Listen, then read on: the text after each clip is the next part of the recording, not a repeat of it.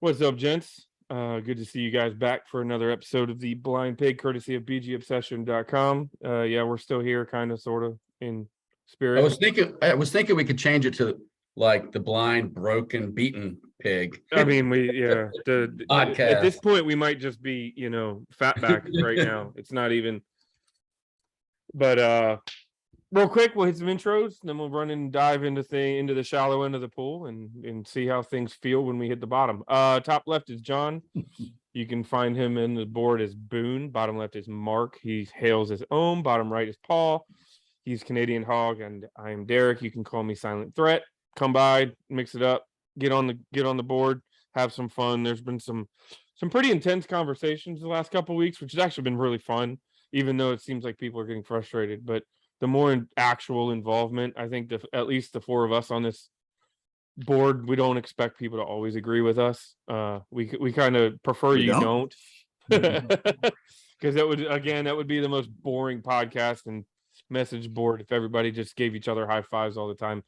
But hey, come by, mix it up, have some fun.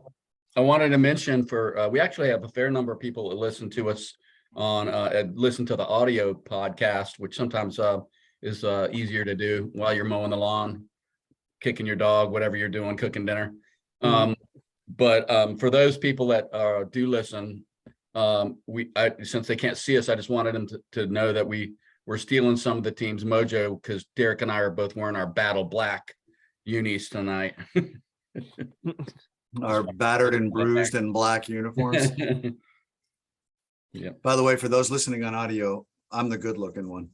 And I have a face made for radio. But on to that, we can kind of jump in, I guess. And nothing pretty. This is going to be more of a Washington fan anonymous conversation. I think we're all going to share our feelings a little bit, and hopefully we can cope with the way things are going on. I'll let you guys tee it up. I'll go for it. Before we get going, I know you usually do like the surprise mystery question. I do, but I wanted to mention, I just saw on Twitter a little while ago, Dan Snyder's law firm, one of his law firms, I'm sure there are many law firms, sent a 9-page letter of protest to the oversight committee today or tonight, basically saying he's a victim, is the gist of it. And, a lot of it throwing Bruce Allen, making him kind of the whipping boy for all the things that went wrong, and basically saying that they had no chance to offer, facts. Of course, it's kind of hard to offer facts when you're cruising around the Caribbean and you're in your yacht and won't answer phone calls and don't have an email account. But anyway, basically, it made me wonder if it's out there. If you get a chance to read it, if you can stomach, the image of Dan Snyder as a victim. But I wondered if, along with hearing this morning some rumors about something big about to drop related to Dan Snyder, I wonder if the report either, the investigations, NFL investigation report is about to come out, or perhaps, the oversight committee report is about to come out, and they're trying to do a little, offensive countering to that. So, and also, I think Snyder making an appearance in Dallas on national TV, that might have been a little bit of a flex. Like I'm still the owner and I'm not going anywhere. A little mental game there. But anyway, I just want to throw that out there because it just was released on Twitter that a letter was sent, a lengthy letter, complaining about how poor Dan has been victimized, and none of it's factually accurate, of course. Well, EB from the Sports Junkies this morning, apparently I didn't hear it, but I saw it floating around on Twitter, and I didn't really buy into it because it is speculation. But they have broken some news. He was saying that he has heard from some reliable sources that something big is coming quickly with Dan. Now, something big, I take that for what it's worth. What do you consider big with a guy that's worth apparently right? What's big for us might not is not big for him, but who knows? Maybe there is some I don't know. I guess we still have a little bit of hope, or they're just doing just enough to keep us hopeful that something, he might actually pay the piper at some point. But the only two big things that I would like to hear about Dan Snyder, one, that he's selling the team, or two, that he's relocating the team and the NFL's agreed to get us an expansion team. Either one of those things would make me happy. Anything else about Dan Snyder right now, I don't even want to hear it until there's hard news. I'm so sick of the churn and the hand wringing. And imagine if this team was 3-1 or 4-0 right now, we wouldn't even talk. This wouldn't even be a blip. Dan Snyder. Well, the only counter to that is you said this yourself, Mark, is that nothing is possible until it's possible, right? And so, oh yeah, it could happen tomorrow. Something big. It's a cumulative effect. Absolutely, John. And we're hopeful, right? We've been saying this for 10, 15 years now. We're hopeful one of these days there'll be a last straw. Well, when it happens, I will be dancing in the street. But until something actually happens, it's another day, another rumor. The only thing that I want to add to this whole conversation, John, I know you brought it up and you used the word victim. And of all people, Dan Snyder using the word victim. I can't stomach that. When you think of, the trauma and the emotional distress that all these women experienced working in that awful culture in Washington, it just speaks to the type of person that he is to come out publicly and use the word victim. It's actually stomach churning Through his to attorneys, be honest with you. Always. It's pretty remarkably tone deaf considering the context, with all the complaints of sexual harassment and actual victims, one of whom we had on our podcast was kind enough to come on. That's what a victim looks like, not Dan Snyder. And I guess Ron Rivera, he's not satisfied with fans starting rumors that his job's not secure and pummeling him at every turn for his football coaching, acumen. He's also got to throw out nuggets like, it was good to see Dan out there on the field at Dallas. That's great, because that's what fans want to hear from you, Ron. Gosh. Yeah. So let's be fair. There's nothing that he can say right now with the way the team is playing that's going to make us happy. Nothing that's not directly related to on the field play. There's nothing he can say or do that anyone's going to find palatable at all. I mean, he's in a tough spot. The less he says, and in the current environment, is probably the better. I think you're right about that. Yep. Yeah, because he's even if he were to come out and say, we're ripping up the playbooks, we're going to spend the next 4 weeks redesigning our entire schematic system, evaluating who we've got and how to get the most of them. All of it. Do you believe it? One Washington coach that I'm aware of has done that in the history. They went 5 games in, saw, well, this shit ain't working. Let's redesign it. Let's fix it. And this regime does not appear to me to be interested in or capable of doing that at this point. So even if he said that, I think we all would say, we'll see. Well, yeah, show me, right? At this point, show us a team that comes out on both sides of the ball looking like they're ready to play a pro football game. We saw that the first half of the first game. Since then, we really haven't, right? It's been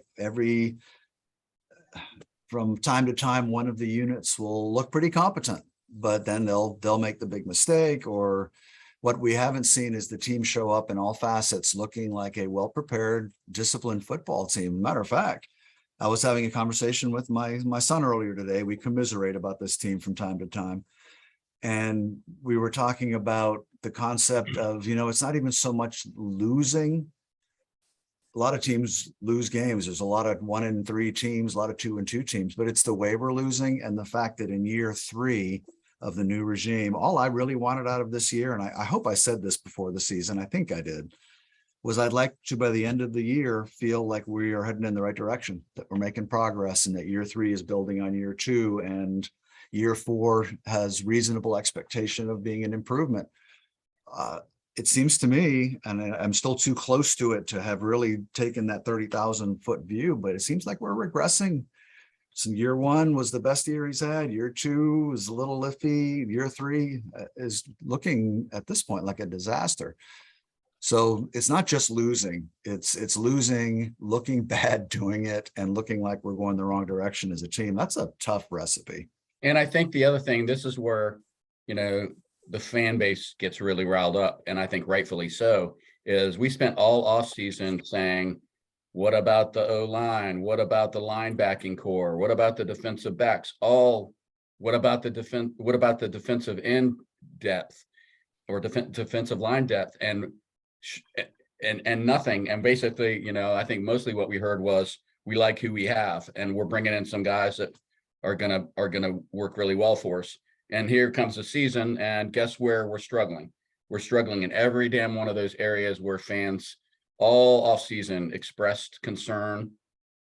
And, Rivera and company act like it's some big mystery. Like, I don't know, they just need to play better. Well, maybe they can't play better because they're not as good as what we had in previous years.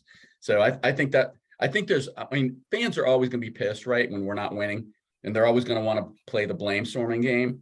But sometimes we're right. Sometimes it's not that complicated. And I think that's why fans they've just kind of had it. I've had it to a point.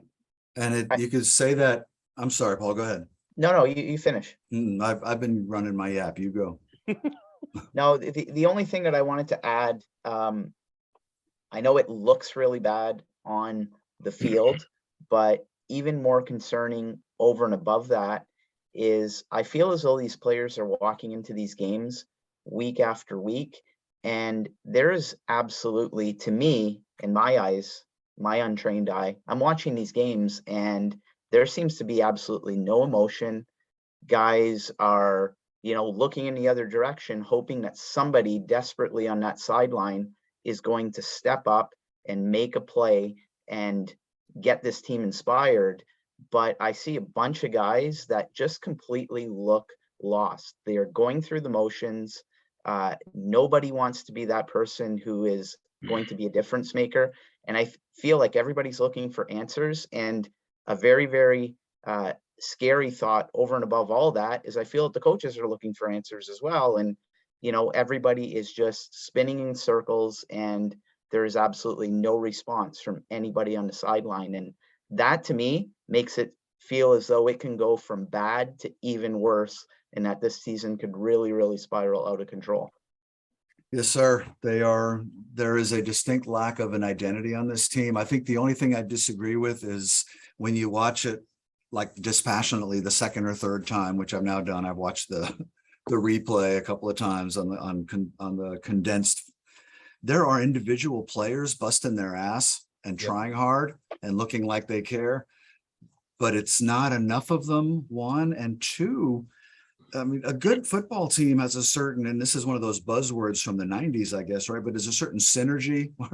And I know I've said this before, where the whole is more than the sum of the parts, where it looks like they have an identity and they're on the same page. I don't see that in any of the three phases right now. And that comes from the top. I'm sorry, but that has to come from the top. It's kind of weird too, because, Rivera, I told you guys I watched a lot of Panther football because I live in North Carolina. And, one thing about the Panthers, they always punched you in the mouth and played hard. And especially on the defensive side of the ball, they were always tough. We never won an easy game against the Panthers. It always took heroics, or it was almost like an NFC East game that way. So I don't know where the hell that's gone. But yeah, I made a joke. I posted on Twitter during the game. I like angry Wentz, when he got all fed up and smashed a water bottle. And then he went out there and led a touchdown drive, the only one of the game. So I'm being facetious, but I mean, I prefer somebody having a fit on the sidelines. At least it shows they're engaged and, not happy and fired up about something. But I don't know, we need water bottles and tablets getting broken over people's head, but I do feel like there's just not a sense of urgency, or it's the other team that comes out all revved up, right? Every week. That's how it seems. Every week. Yeah. If I had to pick one word to basically characterize this team's identity right now, because Mark, you were talking a little bit about, identity and what is this team. Sadly, if I had to pick one word to identify and characterize this team's identity, I would say that we're really, really soft right now. I would like to say that we're a really resilient bunch, and we showed that characteristic a little bit in the past under Rivera in his first 2 years, but right now we're soft. Anything bad that happens in the football game, this team just can't seem to rebound from it for the most part. I feel like in the last game against Dallas, defensively, every time we had a penalty, it led to a touchdown drive. Offensively, every single time that we had a penalty, it led to a stalled drive and a punt. We're sloppy and undisciplined. To be honest with you, I was surprised. I looked at the stats. I'm not going to reel off a bunch of them, but we had more offensive plays than Dallas. We had the ball more. We had 11 penalties for 136 yards, which was more than half of the offense we managed to produce. So and some of that was, I think the officiating was not great in this game. Dallas was called for 4 penalties for 20 yards, and they called us for everything they could figure out. The one penalty on the roughing the kicker, which I still am waiting for an explanation on how you can literally run over the kicker at full speed and not throw a flag on that. And I don't even think that wasn't a contact penalty. That was a roughing penalty. It should have been. He tackled him. He went right through him. So anyway, I'm just disappointed that I guess this is a must-win coming up, but that was a must-win game last weekend, I think. And they were not incredible. Dallas, they had some good plays, but mostly we killed ourselves in that game. The defense, I thought, started out pretty good. We were running the ball as everything we said they needed to do last week. We started out doing, and then we started making mistakes. We had two turnovers that got overturned by stupid penalties, or penalties that at least we could have avoided. And I just felt like we totally shot ourselves in the foot. Not taking anything away from Dallas, they showed up for the game, but I don't think we were dominated in that game by any stretch of the imagination. The penalties are a really strong indicator of a program that's not very well coached.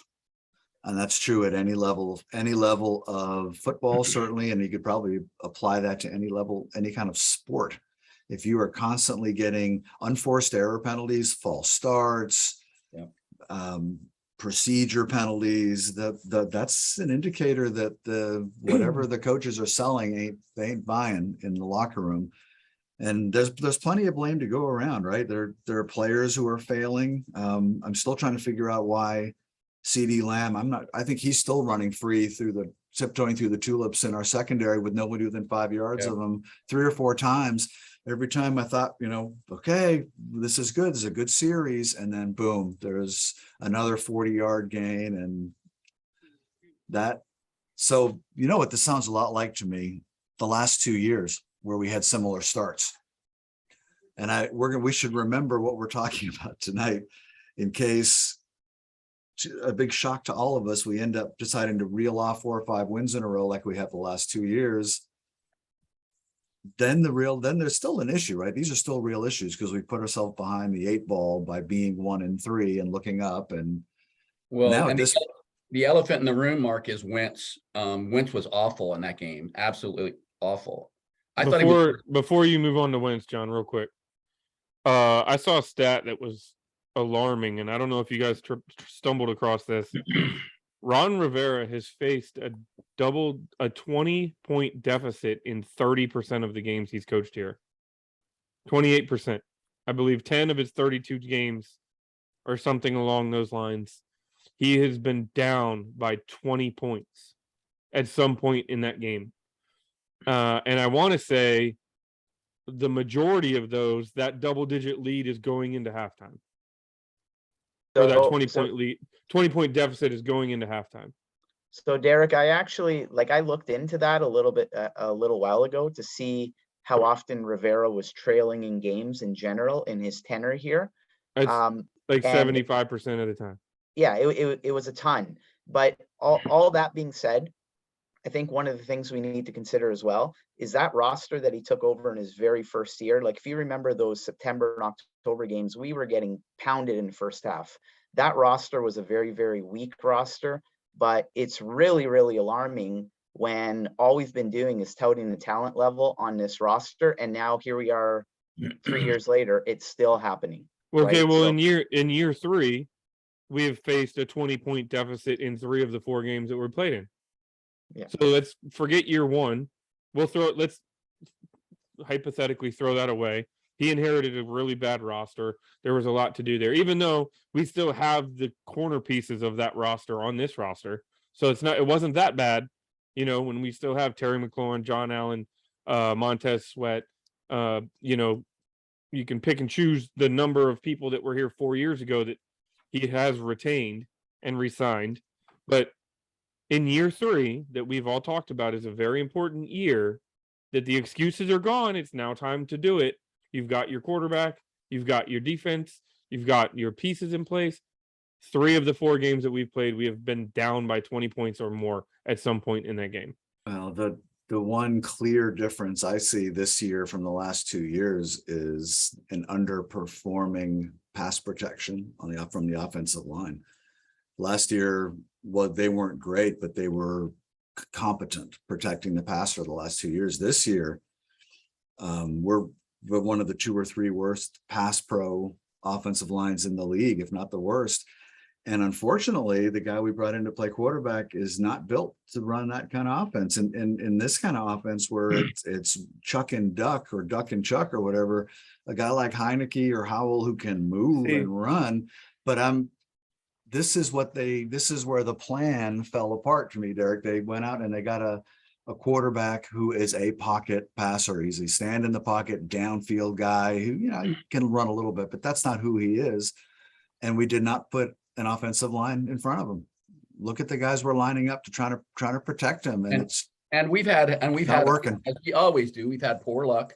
We are on our 3rd center due to injury, but it goes back to what we referenced earlier, which is you let some of these stronger guys on the O line go. And again, I'm not saying we might not have been able to re-sign Scherf no matter how much we paid him, but that the guys that we brought in just aren't getting the job done. Trey Turner, I don't know if he'll play again. I mean, I know he's supposedly still not right physically, but he looked like he never played football before. And I don't know. I know they just signed somebody off the street or from somewhere to be a backup O lineman, but I think we're not going to get Roulier back this year. We better figure something out, man. John Matskow's got to earn his salary, because we won't win another game if we can't block better than last week. Yeah, Derek, I didn't mean to cut you off. You were talking about this being year 3 and we should be ready to go. But the one thing that to me is just a really big game changer is our inability to protect the passer, and that's been true since the Jacksonville game. We really haven't protected Wentz at all. And he's a disaster when there's pressure. He's not a quick react guy. He's not an accurate guy under duress. He needs to be able to step into a throw, which he doesn't do very often. He's a back foot kind of guy, but that to me has been the real, probably if I had to pick one on-field thing that's been our biggest problems, we can't protect the passer at all. And Wentz really looked shell-shocked to me. He only got sacked, I think, twice in the Dallas game. So it was certainly better than like 9 or 10 in the Eagles game. So he didn't have as much pressure on him against Dallas, but he was so inaccurate. And I've been saying all along, he's accurate. He is a pretty accurate quarterback historically. When he has time to throw. But Dallas didn't sack him maybe a ton, but they were in his face constantly and around his feet. And even when they weren't, he was inaccurate. Yeah, in the first half, he had been sacked twice, but they showed a graphic, he had been knocked down 9 times. He got happy feet. That was including running the ball for 100 yards. So how many times did he actually drop back in the first half? What, 13 or 15? You know what I mean? I mean, we probably only ran 25 to 40 plays in the first half. In 9 of those plays that he did drop back, he got knocked down. But I look, and I will beat this drum on the board until I see some change. But are we actually setting Wentz up to succeed? Look, we know we have a beaten and battered offensive line. We know that I think Wentz is a little sneaky he's a little more physically active and athletic than people want to really give him credit for, because I've seen him break pockets. You know what I mean? And turn a loss of 6 into a gain of 6. And I'm not asking for Lamar Jackson. That's not what I'm talking about. But what I am saying is he's capable of breaking a pocket. He's capable of evading a single rusher. What he's not capable of doing is dropping back 7 and then not being able to evade, because he's got to keep his eyes downfield because of such a long developing route. If you watch it, when Wentz is able to break a pocket, it's when he hits the top of his progression. Nobody's open. The pocket collapses. He is capable of finding his way out of a sack. But when you ask him for a 7-step drop, you have long developing plays deep down the field with very little outlet. He has to sit back there and wait for the route to open, which then means he cannot run. If he runs, we had the same knock against Heineke. Heineke, you got to stand tall. Heineke, you got to wait until the route. Heineke, you can't be so quick to tuck it and run. We had the same concerns with Kyle Allen. We had the same concerns with Alex Smith. We had the same concerns with Dwayne Haskins. Every quarterback that has been under Scott Turner has had the what knock? That they held the ball too long and they took a sack. Yeah, they weren't able to throw it out of bounds. They got to know when to cut it off. They got to know when to bail on a play and get rid of it and live to fight another down. We've been saying that for 3 years about every quarterback under center. We've had it on this exact podcast. We've said it about every quarterback. The irony is in that game, I don't know if you guys remember, I want to say it was last season. It might've been the season before, but there was a game where the Patriots only threw it like 3 times. They literally handed the ball off the entire game and won. And I felt like that was a game in Dallas where we probably would have had a better chance if we had just pounded the rock, literally not even worried about the passing game. When we watched how successful we were in the first half, it was zone runs north and south, generally off tackle on the guard's left hip. Gaps were open. We were driving downfield. What's the best way to mitigate a pass rush? Get your linemen moving forward, not backward. We were doing that. And then in the second half, we switched to an inside zone shotgun handoff draw style run play. And what happens? It all gets blown up. We're playing trap and we were bullying that team. We were pushing them down the field, and we decided to not push forward anymore. Let's try to outthink them. What I thought I saw, Derek, and I'm going to go back and look at it again, is I thought Dallas made one simple adjustment. They kicked their tackle, they kicked their ends out, they forced the edge out a little bit further. They filled those gaps. They put like 7-8 guys and took that away. And as usual, we have one move and somebody takes it away, and we had no answer again. Right. I won't defend Scott anymore. I used to be less hard on him than you guys. I've gotten to the point where I'm not seeing. He's a creative guy. Some of the play designs that I've seen, like the NFL guys map out, it's a brilliant play design.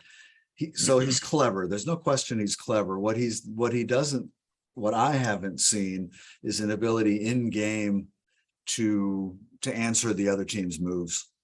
And Carson is not an accurate thrower on the run, but he'd be a better thrower on the run than from his ass sitting in the pocket. I don't think we rolled him out once. Was there a designed rollout in this game? There was a boot on the intentional grounding that the defensive end read too simplified, too easy, and he was in Wentz's face by the time he turned around on the play action. Right. Before I will say Wentz is not perfect. I'm not saying Wentz is perfect. I'm not even saying Wentz is a good quarterback. I don't know yet. I can't draw that. I don't think we've seen enough to truly draw the conclusion yet, because he hasn't been able to be a good quarterback. When we walked in day one, we had a full offensive line. We had our healthy running backs outside of Robinson. We had a healthy wide receiving core. Logan Thomas, I hate to say this, Logan Thomas didn't play against Jacksonville, did he? No. Correct. So our tight ends were 100%. Armani Rogers and Bates were at 100%. He had theoretically a full scope of weapons, and the game plan was to get the ball out quickly, and it worked. So Wentz, we've seen what this offensive players are truly capable for maybe a game.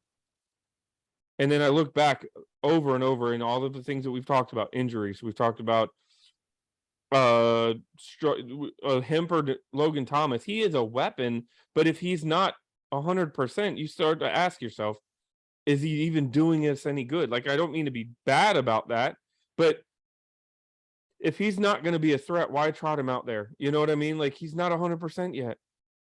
So now we're dealing with a 60% with Thomas. Is that setting your team up for success? Maybe 70%? Yeah, I don't know.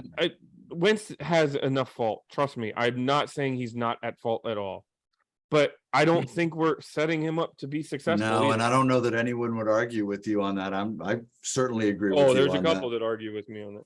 No, I think there's there's always going to be somebody, but I think anybody who's been watching the team as closely and as long as we have, and anybody who's probably listening to us talk about it sees that there are multiple levels of failure going on right now. The quarterback's not playing well. He's missing people when they are open and he has time. The line has been a disaster. They're not, all the things we've been talking about. It's kind of a systemic thing right now. What I'd like to think is that since it's a systemic thing, that if the system, something happens, Ron gets their attention, all of a sudden the light bulb goes on. It might not just be one unit. It might be that whole thing where they look like they're playing with passion and they look like they come in with a good game plan. Things could change so quickly. We've seen it happen over and over and over. But I've never felt, I'm really surprised how the effect of watching how we've played the last two games against NFC East opponents. One of them in Dallas is just a team. They were just okay. There was nothing special about them. And we looked so incompetent from the opening gun till the end on so many levels that I think this is more of a systemic thing than a player thing. And that, Wentz might do better too, like everybody else. So I'm kind of reaching here, but I'm almost at the point where I'm thinking Ron he's going to lose it, and he's going to cost himself his coaching job at the end of this year if something doesn't change dramatically, and pretty soon, because we're not off the rails, but we're up on one wheel going around the curve, you know what I mean? And we're leaning further out. This could get ugly with a couple more losses like that. Really ugly. One other thing to try to shine a little bit of a positive on this thing. Thought I'd bring my upbeat self to the pod tonight. Well, to your point though, is when we watch this, everything we're seeing appears to be fixable. We're not getting out physical. You know what I mean? It's not like we're watching out hustled, maybe I'd argue. Maybe, yeah, but we're not. It's not like we're watching Derrick Henry run roughshot through the middle of our defense. We might this weekend. But, yeah, I was gonna say not yet. But we're not. We weren't getting dominated in that game at Dallas. People have to realize late into that game, we actually took a lead 7-6. Well, in the fourth quarter, we're 5 down in the fourth quarter with the ball, and we're driving. It's like that's a winnable game for most NFL teams. I'm not sure I ever felt like it was winnable. I'm sorry, John. Go ahead. No, I just don't. The only exception to that I would say is I don't know how you fix a O-line that's pretty bereft of talent right now, in season.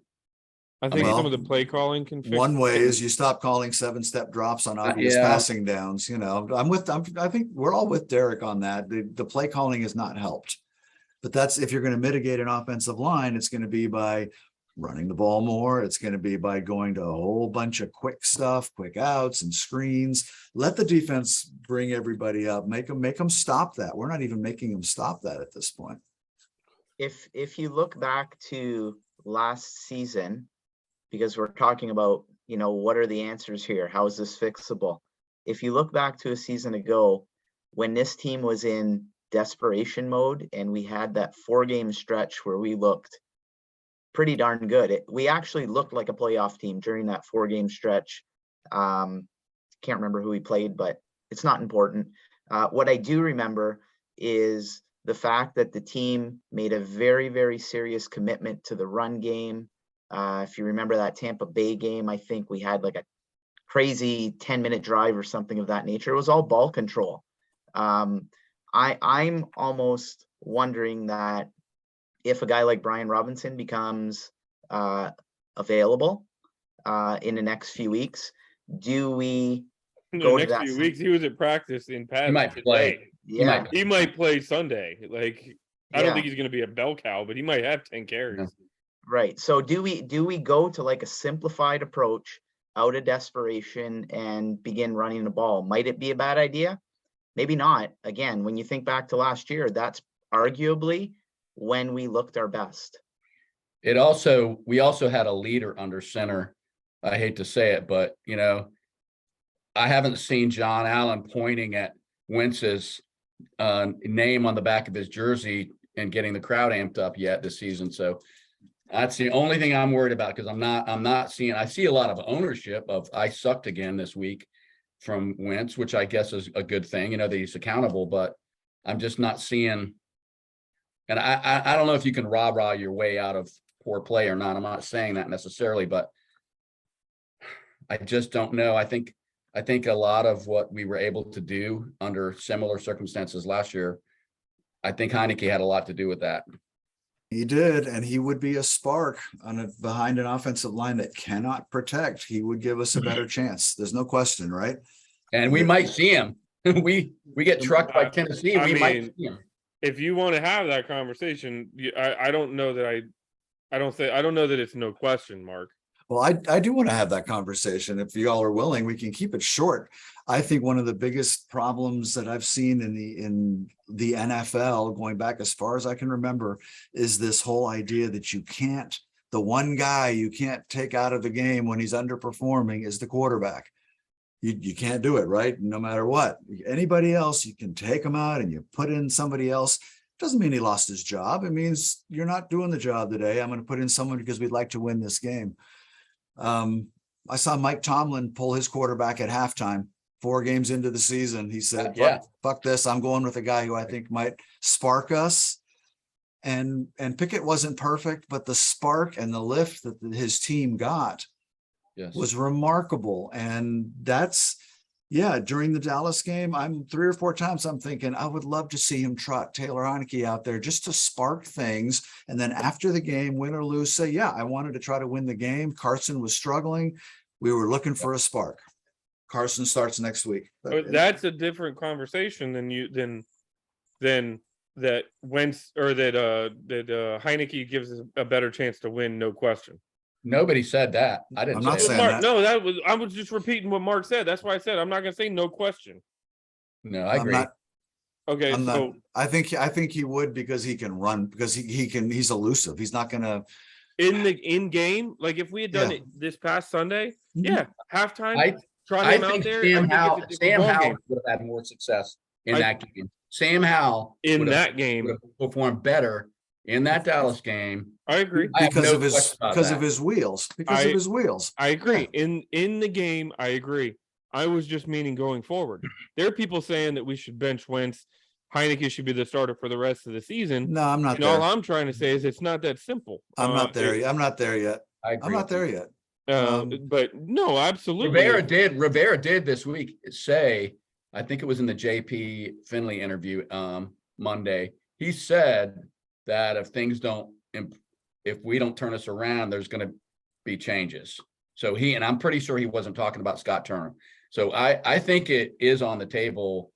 And I mean, I don't want to see that happen, because that just means it's just more turmoil. But it has to be on the table, right? Or a coach isn't doing his job if he's not investigating every possibility to help his team win every possible game. Absolutely. Win every game in game. That's all I'm saying. I don't think it's time to put Mr. Wentz on the bench yet, because we have no idea what he's capable of with a competent blocking line. He may not get one. So maybe we're not there yet with Wentz, but I mean, I can see it from here. Another 3 or 4 games of getting snowed under and being unable to hit anybody.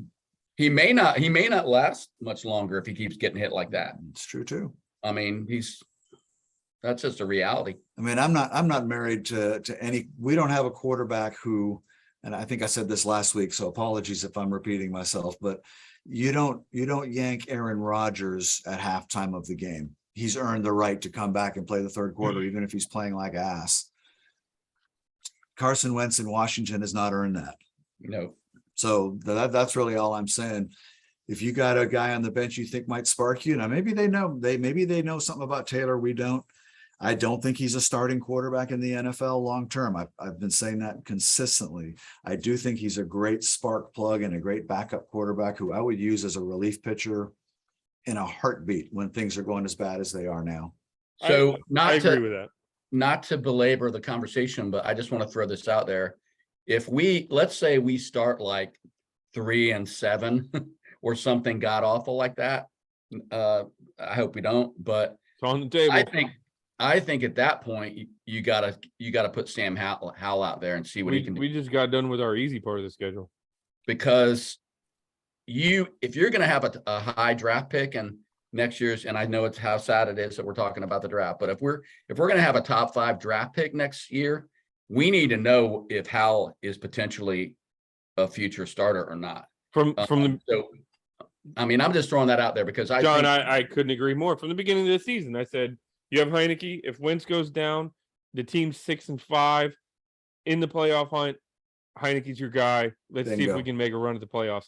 If Wentz goes down, we're 2-5, we're 2-6, we're 5 games out. It's pretty damn clear. Somehow we're 3 games out. We're 4 games in the season. Thanks for pointing that out, Paul.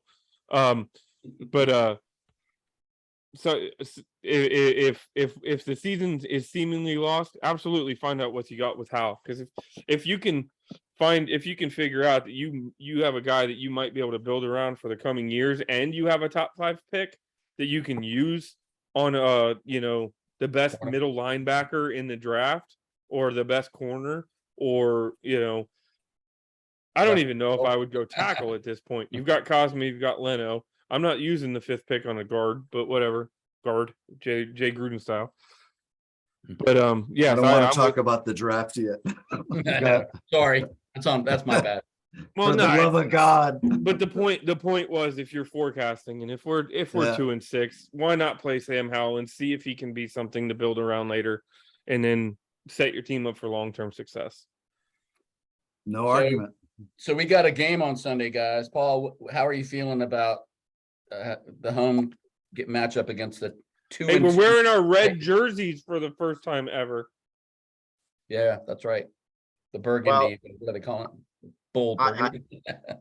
I'm trying to bring as many positive vibes to this game as I can. I think I posted on our BGO board that I intentionally sat Antonio Gibson in my fantasy football team, and I'm starting the Tennessee Titans defense because normally what I do in fantasy football, the opposite happens. So I'm trying to set our team up for success. You are reverse psychologying. Well done.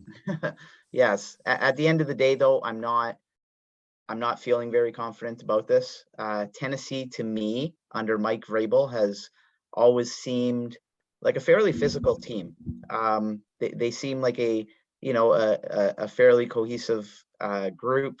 They feel like they're, for the most part, a well-coached group. I feel we struggle quite a bit with, physicality. I just feel as though that we are basically getting our door kicked in every week. And I don't think that translates well against a team like Tennessee, who to me is quite physical. I'm not feeling confident about it whatsoever. So here's one thing I will point out. They're 2-2, so they're a game better than us. They squeaked out a win against a struggling Raiders team, and they beat what is considered to be a bad Colts team right now, by the way. You think we have it bad with Wentz? Go take a look at how Matt Ryan's been playing this season. Yeah. They got destroyed by Buffalo 41-7, and they got beat by a surprisingly decent Giants team 21-20. And by the way, didn't Saquon Barkley run for like 200 and some yards in that game or something stupid? Yeah, that was a fluke. The Giants won that sort of, I don't remember what the circumstance were, but Tennessee sort of handed that one away on a fluke at the end, I thought. Well, yeah, except for the Bills game, all their games have been pretty close. I think they won by a touchdown in one of them, but they were all with the other two were within a field goal difference. So they've been nail biters for the most part. Well, Barkley had 18 carries at 164 yards. But they're not a great at least so far, they have not been great against the rush. They're pretty good against the rush, but their passing defense is bad. They're like 27th in the league in yardage on their passing defense. So I know most Washington fans want us to pound the rock, and maybe we should, and maybe we will. But part of me wants to argue that this might be the game to go, Don Coryell on, and because I don't know, John. I'm just looking at this right now. The Giants ran for over 200 yards against that defense. Well, I'm not looking at just the Giants game. I'm just looking at I'm with you. that so far. I'm looking at the total. It could be misleading, just especially only 4 games in. That's true. But they're not defending the pass very well. I guess that's my point. But again, it doesn't matter if your quarterback's not accurate. They have one of the worst defenses in the league. And I think Derrick Henry he's playing well, but he's not really putting up Derrick Henry the kind of numbers we're used to seeing. He's averaging like 77 yards a game. He's had 3 touchdowns. So of course he could change all of that on Sunday. Holy crap. This is a weird, quirky stat. Washington Commanders, 123 plays for 808 yards given up on defense. Tennessee Titans, 123 plays, and they've given up 808 yards on defense. Wow. So Tennessee under Vrabel, and I think I said this last year, is that particularly when they're playing well, which they haven't played as well this year so far, but they remind me more than any team I've seen since 1991 of the old Joe Gibbs Redskins, the way they play the game. They are all about the line of scrimmage. They don't run complex things. They run simple, but they run it well, and they run it over and over. They generally don't beat themselves. They just play. And I just went up to look at penalty stats to try to bolster my argument, and I can't, because they're actually more penalized than we are apparently this year, for a lot less yards, but more penalized. They've only given up 7 sacks this year. So contrast that. That's like and Tannehill is like a Gibbs quarterback, right? He's nothing fancy there. He's Mark Rippon. Well, yeah, he is. He's a solid veteran quarterback. He doesn't do anything dramatic. They got a strong running game. So I see this as it's a chance for us. I don't think we'll get blown out in the game. I think we'll probably hang with them, but I see them as a better coached team, and I see us as the team that we've been talking about all night. It's hard for me to see us beating any kind of well-coached team right now. I won't be picking us again this week. I see this as another 24-16 kind of a loss, where you just feel at the end of it, well, shit, there it went again. That was just like the last 3 weeks. And I am holding out for the possibility that they turn it all around, and that maybe there's a spark there, and this is the week. I'm hopeful. I mean, that's why I keep coming back, and why I'm sitting here talking to you guys now. I'm hopeful, but I ain't expecting it. I don't think they have anywhere near the weapons we have, to be honest with you. They have Henry in that run game, but they lost A.J. Brown. They got Treylon Burks. And Robert Woods is their leading receiver. Yeah, and he's... And then they've got Austin Hooper at tight end. And of course, Derrick Henry. They're obviously their best player, but... I haven't watched any of their games other than the Buffalo game. They didn't look that good in that one. But what I have seen they still look more. That's a silly thing to say, because I haven't watched them play a whole game. But the idea of being cohesive and being on the same page and playing as a unit. Well, and it appears that they execute their system. They have a system and they stick to it. And offense is built around Derrick Henry. It is built to cater to that type of offense, and they play that way. And they're still tied for first in their division, right? I mean, every team in the AFC South 2-2 right now. So I think most of the league is 2-2 right now. It's crazy this year. So what I do see happening is that I think we'll have a pretty good first half defensively. What I can see happening, and if it goes bad, is that whole formula they've had in Tennessee. Is Henry doesn't beat you until the second half, when your defense has been on the field. If we can't sustain drives and score points, and they start feeding Henry the ball, and he's getting 26 carries, 27 carries in the fourth quarter, I'm not sure what the defense will have left by that point. We're going to need some points. We're going to need 27 points is what I'm feeling to win this game. I don't see where we're going to get them right now. Especially considering that it appears as though we are going to be a little short in the receiver department as well. Dotson's out, and I believe somebody else was out of practice today as well. Don't quote me on that, but Curtis Samuel, I think.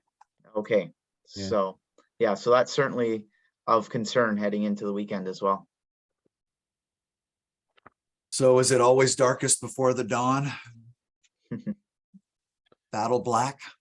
Well, I think they have a bad defense. I think I still believe that this team is capable of an explosive offense. I honestly still think that if you just look at the guy, despite the play calling, you can almost take Wentz out of the equation. That if you can get the ball into Gibson, Terry McLaurin, Samuel if he's healthy, if you can get the ball into these guys' hands, they themselves can take almost any play and turn it into a touchdown.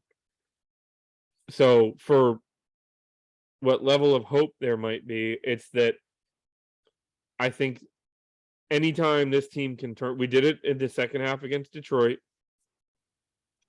We did it obviously in the first half against Jacksonville, and then again in the second half when we needed to score.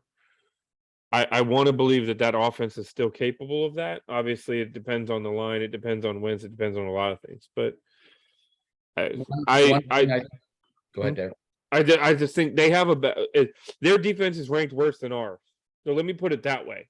As bad as you think we've played, theirs has played worse.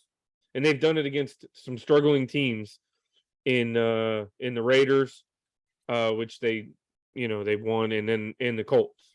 So it's not like they've played.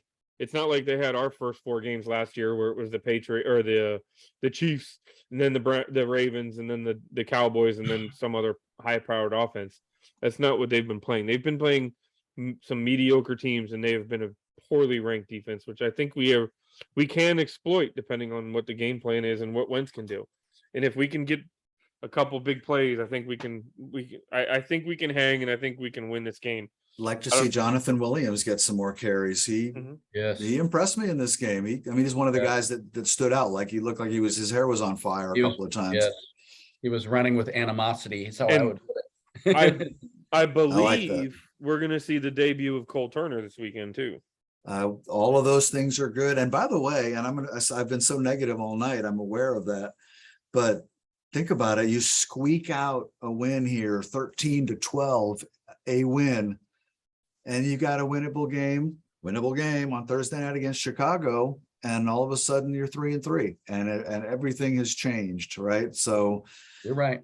Despite all of the negative talk and I don't think we've been unfair on any level tonight on what we've seen so far, but it doesn't mean it can't change. And the one thing I guess we've seen from Ron's teams the last 2 years is he does tend to get it going, or he has gotten it going as the season went on. So bring it on, Ron, for the love of God, so we can talk about something else next week. So, sorry, Paul. Paul, what's your thoughts on the game? And then I just want to run down something real quick. Well, as I mentioned earlier, I don't see this as being a game that is really winnable for us. They're all winnable, but I think that Tennessee is a much more physical team than us, and I just haven't seen that physicality from this team this year to inspire much confidence in me. I feel like this week would be as good a week as any, given what you guys have said in terms of their struggles on defense, Tennessee that is, to get Terry McLaurin majorly involved in the game. Against Buffalo, I believe it was Stephon Diggs who had almost 150 receiving yards against them. He ate that team alive, and we really, really need to get Terry going. And this would seem like a perfect opportunity to involve him early in the game, get the football in his hands, and let him be the playmaker that we know he is, and let him be the playmaker that we know we should be seeing routinely on Sundays. So, I mean, that I feel like that is a big key for us. Whether it happens or not, I don't know. But at the end of the day, I see this as being a difficult go for us on Sunday, regardless. I'm So- with you. I think we're going to win. I think we're going to have defensive turnovers, and I think we'll win by 10 points. And and here's my whole point. They're not good against the pass. Wentz is due to have a game that looks more like the first half of the Jags game than what we've seen mostly since then. I think he's a more accurate quarterback. As Ron Rivera would say, we're better than we're playing. I think Wentz is better than he's playing. And I also think a big factor is I think the team's humiliated. I think they've been fairly well humiliated, not only on the field in the last 2 games, but also in social media. They're just getting brutalized. And I think that does matter to an extent. So I think they're going to show up on Sunday, and I think we got to be more desperate than Tennessee is right now. One thing I wanted to throw in there though is I think we need to be. I've heard a lot of people say this, that it's like the defense knew what we were doing before the play was run. I've heard that several times, especially the last 2 weeks. I saw some stats this morning that we're like 70% passing out of the shotgun and like 30% passing out of when Wentz is under center. So I think that's got to change. I don't know if that's accurate or not, but that's what I read. Well, I saw that, John, and my thought was I'd like some context on that. What does the rest of the league look like? Maybe Well, I think- all teams do that. So here's the tweet I shared, and I don't know if this is where you read it, John. I shared it. It said, and it was from Kime. On Sunday, Washington ran the ball when Wentz was under center on 18 of 20 snaps. They did average 5.2 yards on those runs. Very good, but the one pass completion lost 1 yard. So then I guess one was an incomplete. So on the 2 dropbacks out from under center, we went 1 for 1 for -1 yards passing. Then they passed the ball on 41 of the 50 times that went in shotgun, 4.17 per attempt. So 41 times out of 50. So that's 82% of the time out in the shotgun we threw the ball on Sunday. And 18 out of 20, which is what's 18 times 5. You can whatever that stupid number is what we did. We 90? talked earlier. Mark made the comment earlier that what he's not seeing is adjustments from Scott Turner. So I think that would be, whether or not that's the norm in the NFL or not, when you can't protect your quarterback, I think mixing it up a little bit more and not being as predictable might be a good thing. I'm just saying. No, I mean, that's fair. If I was a Twitter guy, I would have asked Kime, can you share those stats for the rest of the league? I'd be curious to see what the numbers look like. He did comment. He said for the season they have run the ball on 37 of 56 times when Wentz was under center at a little over 4 yards per run, and then have passed on the gun 168 out of 223, so 75%. And then he does finish the sentence, says, I know other teams who throw more out of the gun than this. So It's a passing league nowadays. Right. Not too many teams run the ball more than they throw it anymore. I would like to see us just do away with the empty backfield for a while. Because it doesn't seem seem to to help. work well. That's part of the problem, though, and that's what we all scream about in the chat is, okay, if you want to pass out a shotgun, that's fine, but don't shift it to an empty set. So then you're making it's 100% chance that you're throwing the football. Right, you're telegraphing it. You know what I'm saying? Even if you only run it 30% of the time out of shotgun, keep the running back there just so that it's not a guarantee. Like, that's where it drives us nuts, at least me. So, Mark, have you given your take on Sunday already? Yeah, I think we're going to get out executed and out physical. I share Paul's concerns about we have yet to look like the more physical team since the first half of the first game in any game we've played, and the way I've observed it. We know what we're going to get with Tennessee. We're going to get a solid effort from a team that has an identity and knows what it's doing. And I don't think it's going to shoot itself in the foot repeatedly like we do. I'm seeing a 1 touchdown type loss. I think we'll hang with them because they're not that good, but they don't have to be that good to beat us right now. You're such Ouch. a Ouch. Did you guys see Carson Wentz's performances versus the Titans last season? Oh God, no. Uh, Do the- tell. Well, you may not want to look, but the completion the completion percentage in his 2 losses against Tennessee last year were not very pretty, and he's 0-3 in his career against the Titans. So I suppose he's due for a win. He's on due, Sunday. baby. Yeah. Well, Thanks this so is much their for that, chance Paul. to surprise us, right? You It's guys- their- this is their chance to make us look stupid and make us look wrong, and I would be really okay with that. So I just want to point out, okay, because I hate to end this ending on a negative. The Brian Robinson story is nothing short of a miracle. The dude might play Sunday. Now, I hope fans, and I'm just speaking to anybody that wants to listen, curb the expectations. The guy's not going to come in here and be Adrian Peterson. You know what I mean? Like, if he has 6 carries for 14 yards, that in and of itself is a miraculous feat. So I hope people understand the difference between rooting for the guy and being excited that what he's going through versus what the expectation. I don't expect him to turn this offense around, and I hope most people don't. I Has think he- he brings a Is he different. practicing this week? Is Today he, he was back in full pads today. he took full pad practice today. Yes. Okay. So Yeah, They I think we need to let somebody actually play in an NFL game before we anoint them the savior, I think is what you're saying. but my point is I hope people can understand he might not ever become an NFL running back, but that doesn't mean that we can't be completely excited about the fact that he's back on a football field right now after what went down. It is the best story surrounding this franchise right now. He made some comments. He got interviewed today, and he basically said, my whole life has been adversity. Like every time I've moved forward, something gets put in front of me that I wasn't expecting, that I have to overcome, and that's what I'm about. I thought it was a cool interview. So hopefully when he rips off a 64-yard fourth quarter run to give us the lead, they don't call a phantom holding call on our third string center to bring it back. or a real one. I don't want a real one either. Penalties. All we, right, need to, we James. need to win a game because I don't like the taste in my mouth when I have to talk this way. It's really bumming me out. Just saying. Hey, we Well. showed up. We all showed up tonight, even though we really didn't want to. So Bob didn't. Bob bailed on us, yeah, man. Bob. Yeah. I'm waiting for him to pop in and be like, hey guys. The room's going to be empty. The dust is settling. All right.